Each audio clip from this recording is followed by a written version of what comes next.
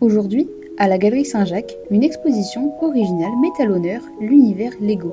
Réalisée par Epicure Studio, ces constructions transforment un jeu connu de tous en véritable œuvre d'art. Accessibles à tout public, elles offrent un nouveau regard sur ces célèbres briques.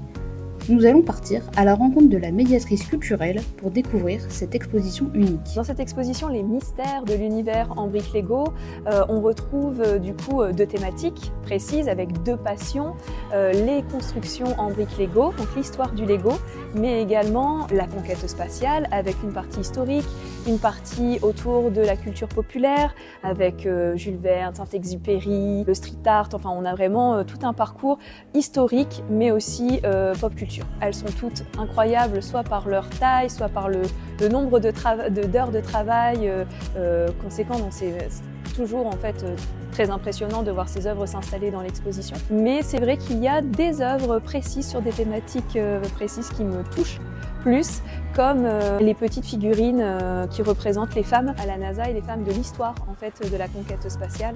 Je pense particulièrement à Margaret Hamilton, qui a été une des grandes icône en fait de la NASA et de l'histoire de la conquête spatiale. Elle a créé les codes, le codage pour le pilotage Apollo 11 afin que voilà, le trio, l'équipage que nous connaissons tous aujourd'hui puisse mettre un pied sur la Lune.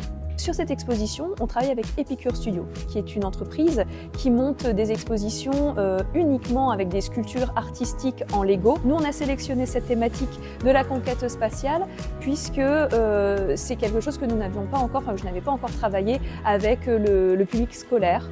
Donc on a fait une sélection des œuvres ensemble avec Epicure Studio et avec notre équipe cette fois-ci. On a fait 3-4 rendez-vous ensemble pour des scénographies différentes.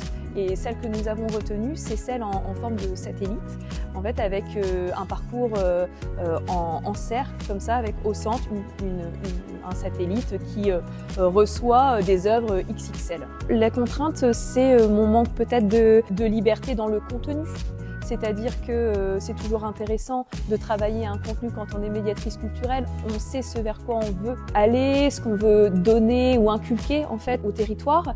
Là, dans cette exposition-là, on doit s'adapter au texte déjà créé, à une collection d'œuvres déjà sélectionnées. N'oubliez pas que nous avons un Facebook, le Facebook de la galerie. Vous pouvez nous suivre et du coup, vous verrez toutes les activités, les ateliers, les programmes, les grands événements présents sur la Galerie Saint-Jacques. Vous avez la Nuit des musées qui arrive au mois de mai.